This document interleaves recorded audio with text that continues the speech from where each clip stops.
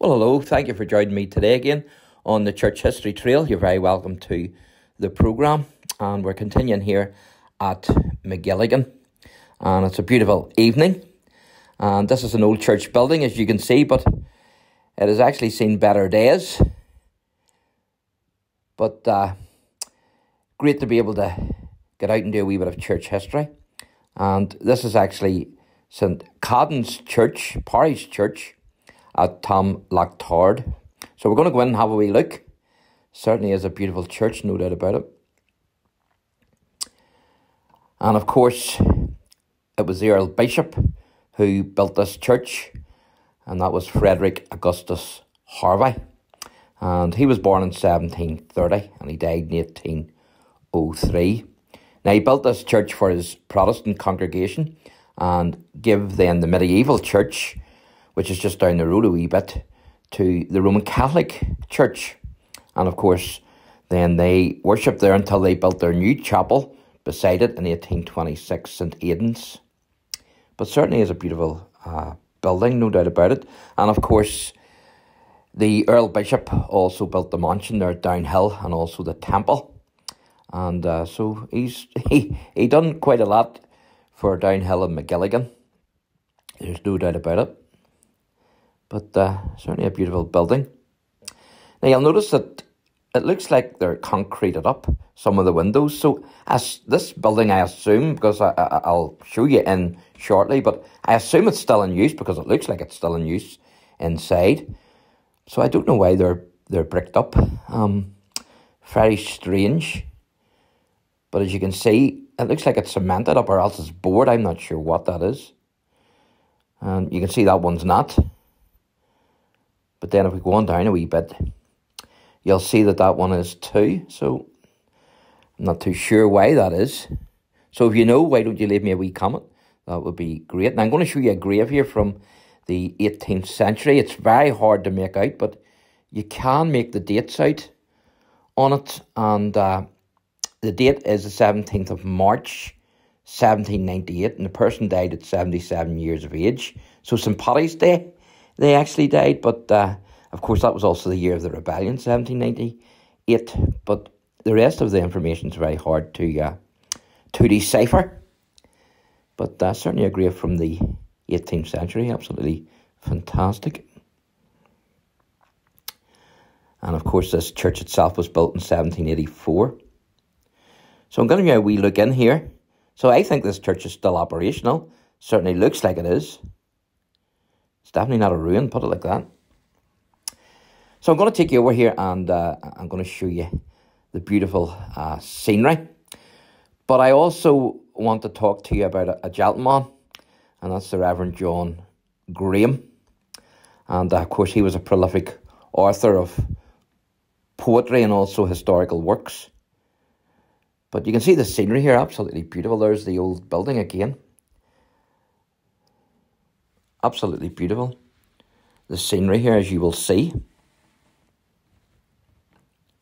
You just see the sun coming through the clouds there. Isn't that beautiful? You've got the Atlantic Ocean, and then across the Atlantic Ocean there you've got County Donegal. There's the road. Absolutely beautiful.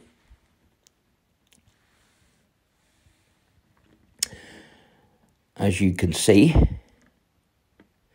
But it's not only beautiful on this side, it's actually beautiful on the other side as well. It's absolutely fantastic. Because there's actually mountains at the back of the church there, as you can see. So it must be fantastic to be able to worship in this church. Those mountains, absolutely fantastic. Look at that. Excellent. The scenery is certainly breathtaking.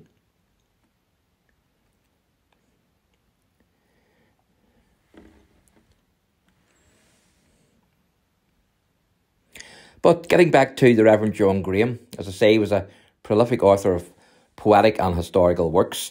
He wrote a history of the siege of Derry and Enniskillen in the year 1688 and 1689.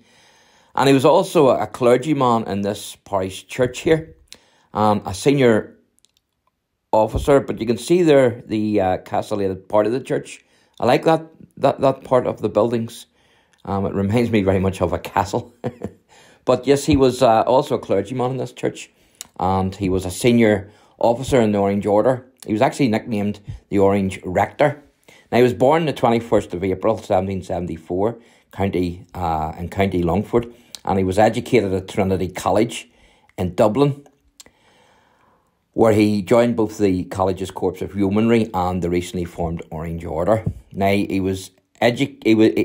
graduated in July 1798, the year of the rebellion, and in August he set out from Dublin to be ordained at Killala, but finding the district occupied by French insurgents, he joined a troop of dragoons, and he remained in active service until the 9th of September, where on the morning he saw 700 Irish rebels lying dead on the field of battle, and all of their French allies actually taken prisoner from the Battle of Balnamuck, fought on the 8th of September 1798, the day before, during the 1798 rebellion of the United Irishmen. So this is his grave here.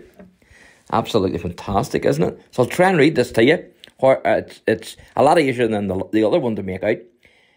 It says, this tomb was erected over the remains of the Reverend John Graham by a number of friends and brother Orangemen, and a token of their respect to the memory of a consistent supporter of the Protestant institutions of the country.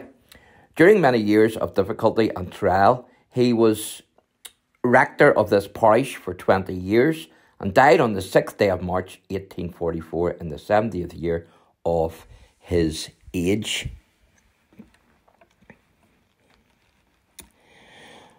And so, returning to Dublin, he was ordained a priest in the Church of Ireland on the 24th of February 1799, the year after the rebellion.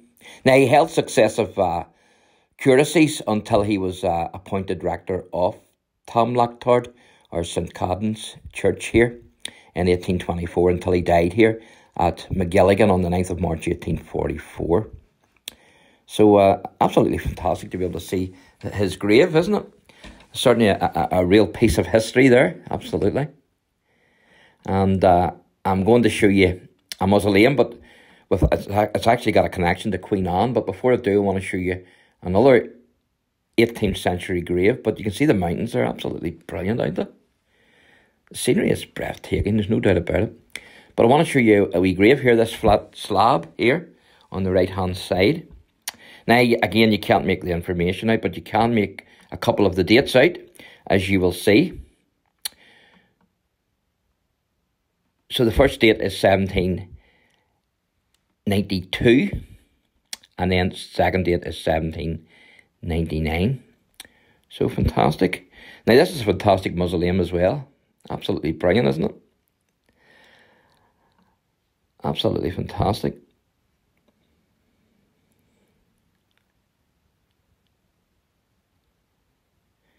It certainly looks the part. Now, these graves here are actually from the 1800s, the 19th century.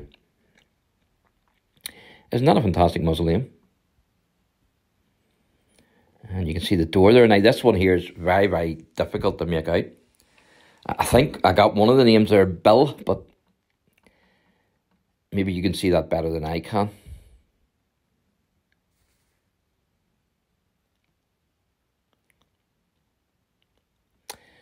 Very hard to make out, as you can see.